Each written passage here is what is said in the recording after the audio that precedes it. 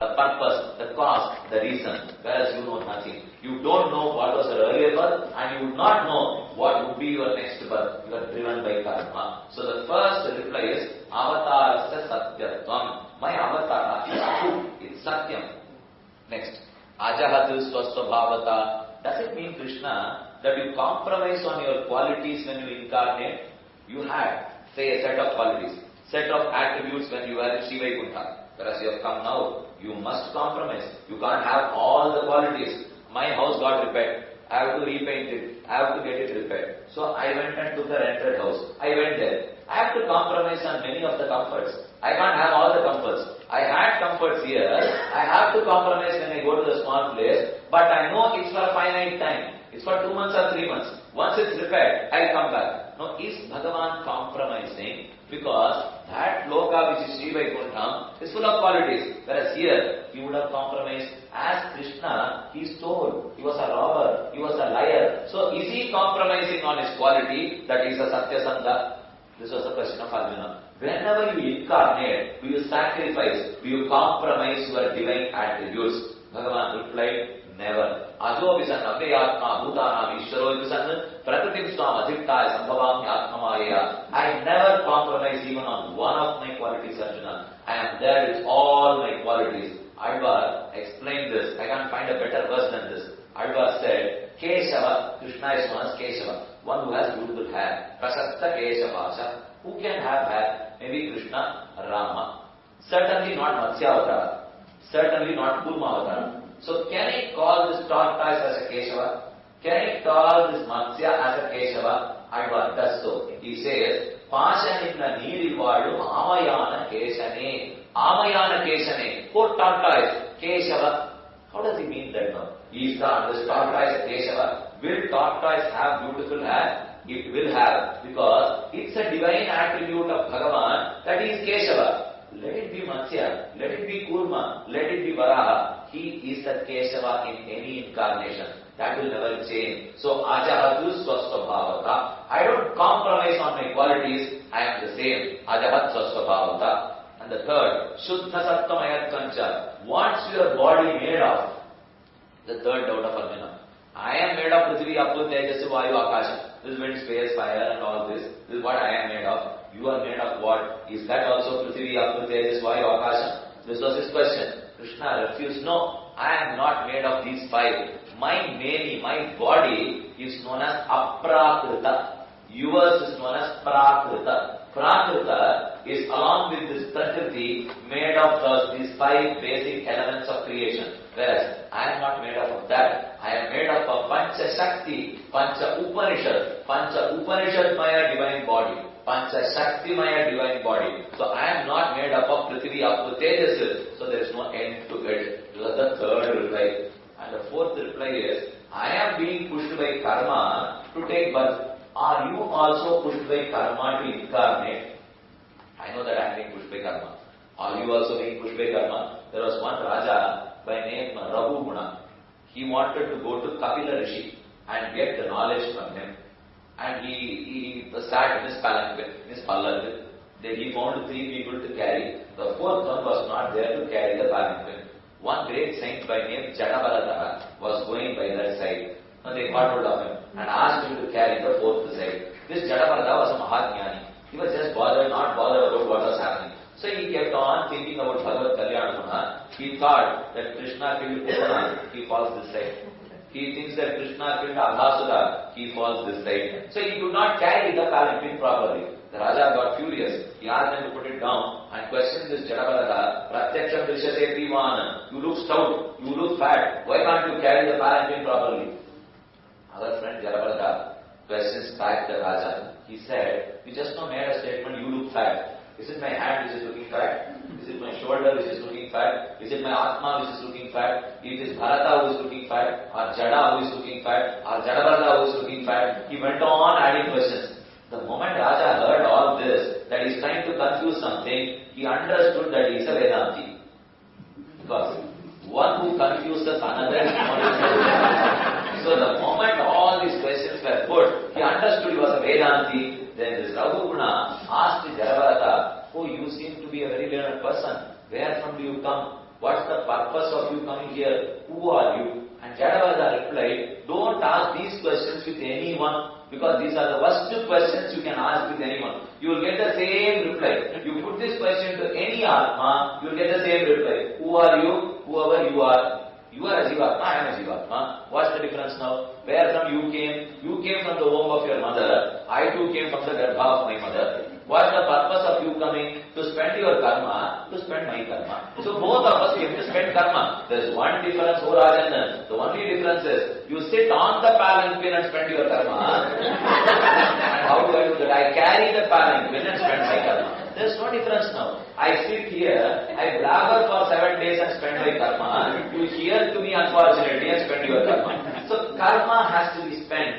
You can spend it in any manner you want. It makes no difference. So I am being pushed by karma to take birth here. Is it Krishna also? Is he also being pushed by karma? Krishna replied, never so. Svecha matra nidanata. It's my free will and desire which makes me incarnate. Never someone can catch hold of me and make me being born here. I am not taking birth by my karma. I just am born here through my free will. It's my swatantriyam. It's my desire which makes me to incarnate. It is not karma. So svecha matra nidanata. So don't ever try to equate Bhagavan that we are also being born. Bhagavan also takes birth. It's not so. He is born out of his will, whereas we are being pushed and driven and pulled by our karma. There is a marked difference between the births of Krishna and we. So, Ajahata Swasvabhavata, Shuddha Sattvamayatvancha, Svecha Matra Nidanata. Then, what's the timing for your birth? When do you take birth? Yada yada dharmasya, vilani bhavati bharata, abhyuttana adharmasya, tadatmanam srijamyaham. Whenever dharma devata is affected, for Arjuna, that's the time of my birth.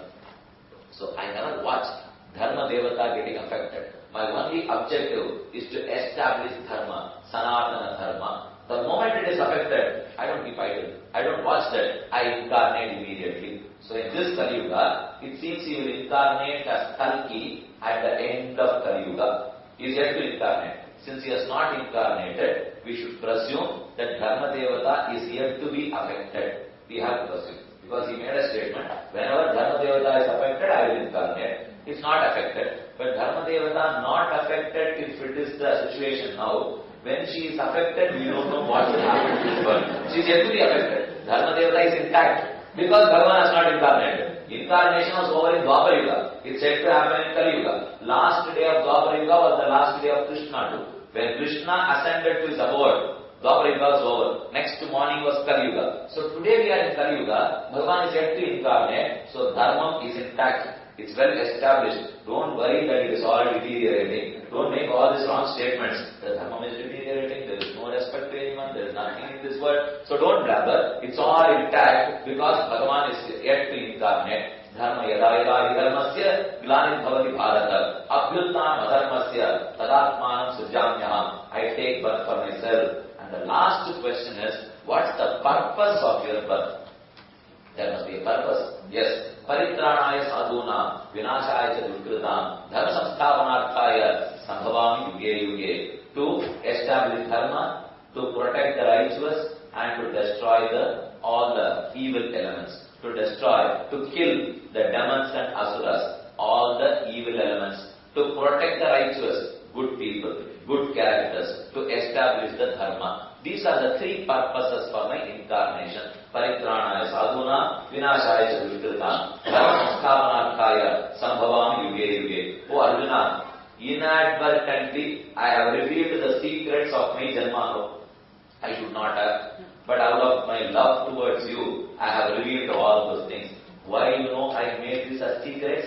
Now the fifth shloka is very important. Janma karma cha me divyam evam yovetti tattvataha tyaktva dekam punarjanma naiti mameti sorjuna. One who knows the secrets of my birth, the secrets of my incarnation, janma karma. One who enjoys, one who feels happy by reading about me, by reading my divine stories, that I was born to Vasudeva, I was born to Devaki, I was grown by Nandagopa and Yashoda. I did all these Vilayat, I did all these kritis, Chektita. karma and janma. Janma is his avatara, karma is his cheshtika. One who understands both these, that will be his last birth. He will never take birth again. You think that I was a robber, your karmas will be robbed of you.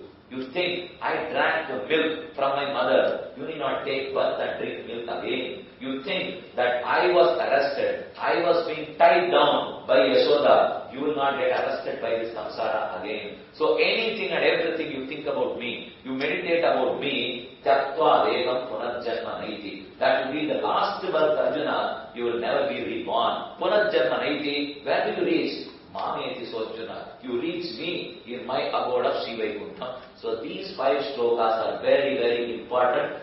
No, please realize that the birth of Krishna is to release us from this samsara. One who understands that, one who feels for it, one who experiences the pleasure, one who wants, longs for the spiritual union, he is released once for all. And that's known as Mukti, Moksha and Vaikuntha Prapti. Now, the Krishna closes the chapter there because this was totally a digression. This has got nothing to do with the Karma Yoga and Jnana Yoga. This was an inserted portion of. So these 5 are over. Then he said, Ye yathamam prapadyante tamstateva bhajamyam. So Arjuna, in whichever form you want to have my darshan, I am there in that form. Not only in Srivaikuntha or in Shiragati or the ocean of milk or in Tiruvenkadam, in Tirumala, in Srirangam, in Tirupurandai, not so. I am there anywhere you want. I am willing to take any form you want. I have it. Ye yathamam pravadyante tamstateva bhajamyam. Then finally, Krishna comes to the most confusing verse now. He says, Kim karma, kim akarmeti, kavayopyatra mohitaha. So Arjuna, you know how clever I am. I have still kept all the most learned scholars confused. I have kept them questioning, which is karma, which is akarma, which is karma yoga, which is jnana yoga. Still they have not understood. They are in a confused state. I have kept their fingers crossed. I am going to reveal that to you now. I have not revealed it to any Maharshi, to any yogi, but since you are my loved one, since you are my beloved one, I am explaining to you, kim karma kim akarmeti, havayopyatra mohitaha, tatte karma pravakshyami, yajnatva mokshase ashubhat, tatte karma to you, I am going to reveal them now. Pravakshyami, practice that, you will be released from this samsara. And which is that, karmanokya bodhavyam, bodhavyam cha vikarmana, karmani akarmaya pashyet, akarmani cha karmaya, sabuddhiman manusheshu, sayukta, krishna karma, krit, karmani, akarmaya pashyet, akarmani cha karmaya. Now one who is able to see karma in jnana, one who is able to see jnana in karma would have done the best. He reaches salvation. Now Krishna ends the matter there. Now the last problem here is, first in second chapter he said, Durena hi avaran karma buddhi yogadu dhananjaya. This karma is too inferior to jnana. In third chapter he said, Niyatam guru karmatvam karmajyayokya karmanaha. Karma yoga is much superior to jnana yoga. In fourth chapter he closes, try to look at karma into jnana and jnana into karma. Now which do I practice and follow now? Is karma yoga superior, jnana yoga superior, or both are one and the same, or they are totally independent, are they exclusive or inclusive? What is that I do? So it's very difficult to reconcile all these 3. Now last one verse I get to tell you, there is one more, let us add that too. He says there, oh Arjuna, karmani akarmaya pasyed, akarmani cha karmaya, shreyan dravyamayad yajnad, jnana yajna parantapa, sarvakarmakiram partha, jnane varisamapkate. Shreyan dravyamayad yajnad, jnana yajna parantapa. This jnana yajna, jnana yoga, shreyan is much superior to the karma yoga. Shreyan dravyamayad yajnad, jnana yajna parantapa. So, what you do is, sarva karmakiram partha jnane parisamapyate. All these karmas, actions, finally flow towards jnana only. So, go and have jnana yoga, practice jnana yoga. Ended.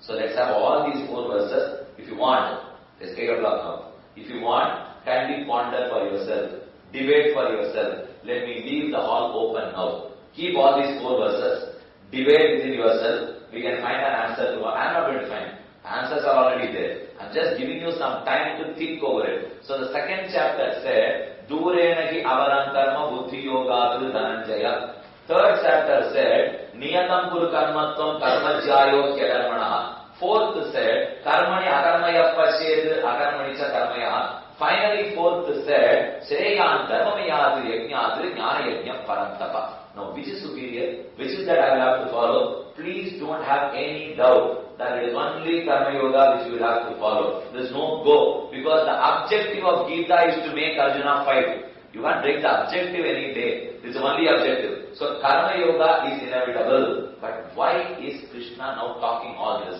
Let me make it in 2 words. It's quite simple. I can give that only when you want to build questions. It will take hours. You want an answer. It will take only minutes or seconds. It's very simple. Durenagi avaran karma buddhi yoga adu jananjaya. When he said that Karma Yoga is inferior to Jnana Yoga, Buddhi does not stand for Jnana Yoga. He says, here is a karma with the 3 strings attached to it. With Kartrutva Tyaga, Manatara Tyaga, Phala Tyaga. Here is a Kevala karma, strings not attached to it.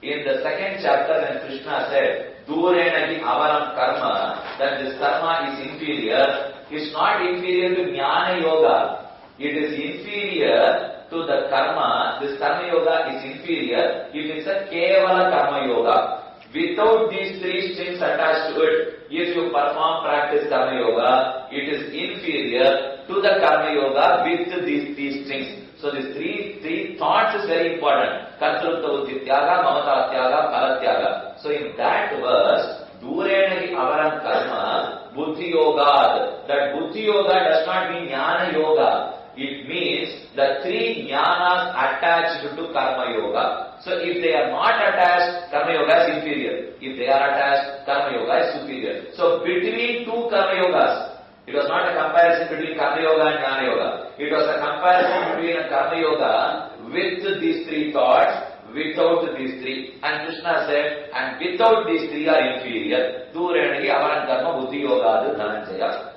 Now come to the 3rd chapter. This is the right verse now. Niyatam Kuru Karmajyayo Kyakarmana. Karma Yoga is much superior to Jnana Yoga. There is no issue there also. Come to the 4th chapter. This says, Karmani Akarmaya Pashed Akarmani Karmaya Shreyan Dravyamayadu Yajnadu Jnana Yajnam Parantapa. What does this mean? Here again he confuses us that the Jnana is more important than Karma. Shreyan Dravyamayadu Yajnadu Jnana Yajnam Parantapa. Here is the meditation process.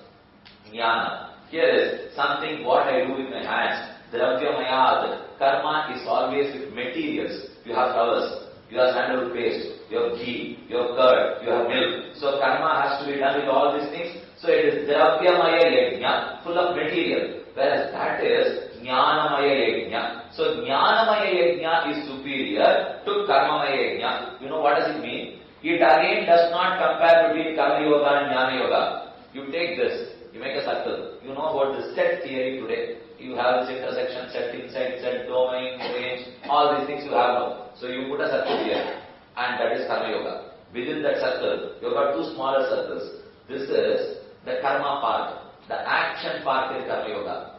This is the Jnana part, the knowledge part in Karma Yoga. Whenever you perform your duty, there must be 2 parts in it. 1, I do something physically.